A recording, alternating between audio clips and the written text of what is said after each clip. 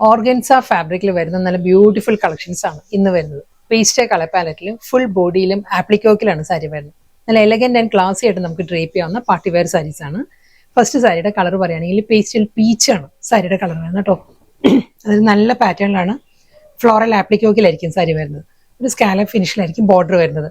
നമുക്കൊരു വെഡിങ് പോലുള്ള ഫംഗ്ഷന് ഡ്രേപ്പ് ചെയ്യാം. ബാപ്റ്റിസം, ഹോളി കമ്മ്യൂണിയൻ അതുപോലെയുള്ള ഫംഗ്ഷൻസിന് പേസ്റ്റൽ കളേഴ്സ് പ്രിഫർ ചെയ്യുന്നവർക്ക് നല്ലൊരു ഓപ്ഷൻ ആട്ടോ ഈ സാരീസ്. എല്ലാം നല്ല സോഫ്റ്റ് കളേഴ്സിലാണ് വരുന്നത്.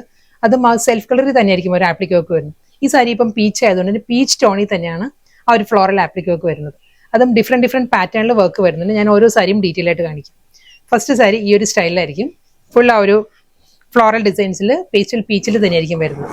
പ്ലീറ്റ്സിന്റെ പോർഷൻ വരുമ്പോൾ ഒരു ലോവർ ഏരിയയിലായിരിക്കും ആപ്ലിക്കോക്ക് വരിക. ചെസ്റ്റ് പോർഷനും മുന്താണിയും കംപ്ലീറ്റ് ഈ ഒരു സ്റ്റൈലിലായിരിക്കും വർക്ക് വരുന്നത്.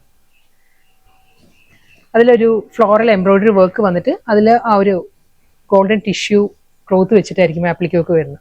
വീണ്ടും നല്ലൊരു ബ്യൂട്ടിഫുൾ കളറാണ് വരുന്നത്. പേസ്റ്റൽ പിസ്ത ഗ്രീൻ ആണ് സാരിയുടെ ടോൺ വരുന്നത്. ഇതിലും ഫ്ലോറൽ പാറ്റേണിൽ തന്നെയായിരിക്കും ആപ്ലിക്കോക്ക് വരുന്നത്. നെക്സ്റ്റ് കളർ നല്ല ബ്യൂട്ടിഫുൾ ഒരു പേസ്റ്റൽ കളർ പാലറ്റിലാണ് വന്നിരിക്കുന്നത്. പേസ്റ്റൽ യെല്ലോ ആണ് സാരിയുടെ ടോൺ വരുന്നത്. യെല്ലോയിലും ഫ്ലോറൽ ഡിസൈൻസ് അതേ പാറ്റേണിൽ തന്നെയായിരിക്കും ആപ്ലിക്കോക്ക് വരുന്നത്.